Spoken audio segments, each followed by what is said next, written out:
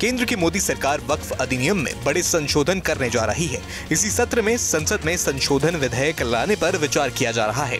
इससे पहले शुक्रवार को कैबिनेट की बैठक में वक्फ अधिनियम में 40 संशोधन के प्रस्ताव को मंजूरी दी गई है। संसद में संशोधन विधेयक पारित होने के बाद वक्फ बोर्ड की अनियंत्रित शक्तियां कम हो जाएंगी।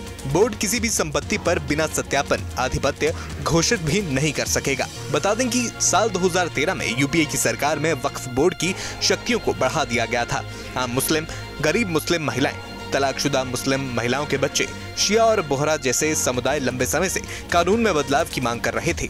इन लोगों का कहना था कि वक्फ में आज आम मुसलमानों की जगह ही नहीं है। इसी बीच मुस्लिम पर्सनल लॉ बोर्ड के प्रवक्ता SQR इलियास ने कहा कि बोर्ड सभी मुसलमानों और उनके धार्मिक और मिल्ली संगठनों से सरकार के इस दुर्भाग्यपूर्ण कृत्य के खिलाफ एकजुट होने की अपील करता है। उन्होंने एक बयान में कहा कि बोर्ड इस कदम को विफल करने के लिए सभी तरह के कानूनी और लोकतांत्रिक कदम उठाएगा। इसी के साथ समाजवादी पार्टी के सांसद जियाउर रहमान बर्क ने वक्फ बोर्ड कानून में कथित संशोधन पर प्रतिक्रिया दी है।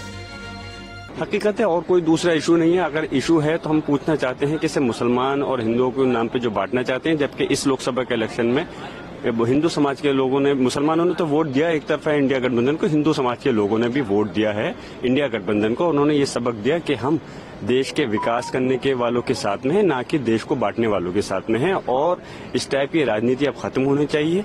जो ये मुसलमानों के साथ अगर पक्षपात करने का प्रयास करेंगे तो यकीनन हम इनके विरोध में हैं और इनकी जरूर हम इनके खिलाफ एक आवाज को बुलंद करेंगे और इस टाइप की चीजें, बिल जो अनावश्यक तौर पर लाना चाहते हैं, हम इनको रोकने का हर तरह से प्रयास करेंगे। बिल्कुल इसमें दखल अंदाजी क्या है, इस टाइप की चीजें को करना, इनको जो चीज जरूरी नहीं है दखल देना मुस्लिम समाज में, मुस्लिम पर्सनल लॉ बोर्ड के अंदर, अरे जो ये तो हमारा अधिकार है कि हम इस देश के अंदर रह करके अपने किसी भी धर्म को अपना करके उनके काम को हम कर सकते हैं। अमेंडमेंट बिल पहले जहां तक मेरा 2013 में आया था और वो सही था।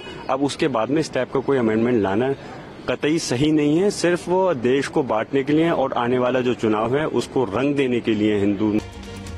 संसद में इस विधेयक के पेश की संभावनाओं के बीच उत्तर प्रदेश स्थित संभल से सपा सांसद बर्क ने विपक्षियों JDU और TDP को चेताते हुए कहा कि अगर बिल रोका नहीं गया तो मुस्लिम वोट नहीं करेंगे।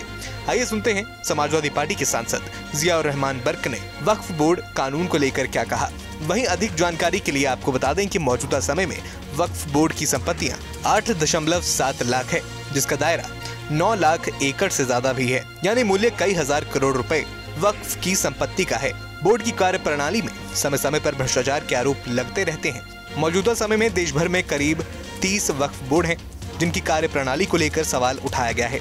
मसलन जिन संपत्तियों के ऊपर मकान बनाकर या फिर जिनको किराए पर दिया गया है, दावा किया जा रहा है कि उसकी आय कागजों में दिखाने में पारदर्शिता नहीं हुई है। इसके अलावा जो जमीन उन्होंने बोर्ड के जरिए बांटी है, ये कुछ सदस्यों पर समय समय पर आरोप लगते रहे हैं। 1995 के कानून को संशोधित करके 2013 में अधिक ताकत दी गई। सरकार इसको ठीक कर इसको कोर्ट के दायरे में लाना चाहती है। आपका इस वीडियो पर क्या कहना है, हमें कमेंट बॉक्स में जरूर बताएं। न्यूज नेशन अब व्हाट्सएप पर खबरों की ताजा अपडेट के लिए न्यूज नेशन के इस QR कोड को स्कैन करें।